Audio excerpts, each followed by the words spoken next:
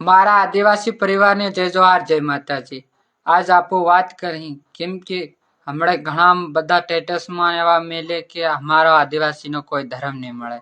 તે ધર્મ વગર કોઈ નહીં મળે। ઇન્સાન કોઈ બી છે ને કેવું ઇન્સાન હશે પણ ધર્મ વગર કોઈ ઇન્સાન નહીં મળે। કેમ કે સાધુ સંતો એક વાણી બોલે છે અને કોઈ બી વાણી બોલે છે કે 84 લાખ યુનિયો બાદ મનુષ્યનો અવતાર મળે હાસા કર્મ કરવા હારો, અને તેઓ પુણ્ય અને પાપ કરે પુણ્ય કરે એમ કરીને એકવાર 84 લાખ યુનિયો બાદ મનખનો અવતાર મળે।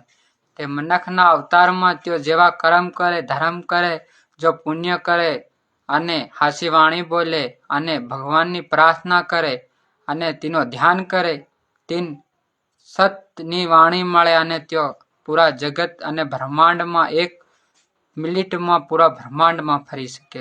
તેનો મનુષ્યનો દિમાગ એ તરફ આવે। અને જો દારૂ પીતો હોય, કંઈ બી માં મછલી ને એવું મારતો હોય, કુકડા બોકડા મારતો હોય અને પૂરું એટલે પૂરો પાપ કરતો હોય, કોઈની વાત નહીં સાંભળતો હોય, ઝૂઠ ઉપર ઝૂઠ બોલતો હોય, તેને પાછી 84 લાખ યુનિયો ભોગવવી પડે। 84 લાખ યુનિયો ભોગવવી પડે। તે ધર્મ વગર કોઈ ઇન્સાન નહીં મળે। તમે બી હજુ ગમે ત્યાં એની વાત તમે પૂછી શકજો।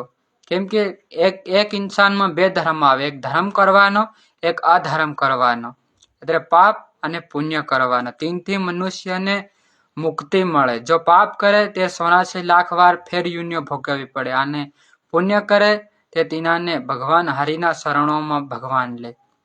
તો આ વિડીયો કેવો લાગ્યો તે બધા ભાઈઓને શેર કરો હશે લાગ્યો હોય, અને કોમેન્ટમાં તમે તમારા મનથી ગમે તે સેન્ડ કરજો અને આઈડીને જ્ઞાનના વિડીયો સાંભળવાનું ફોલો કરજો।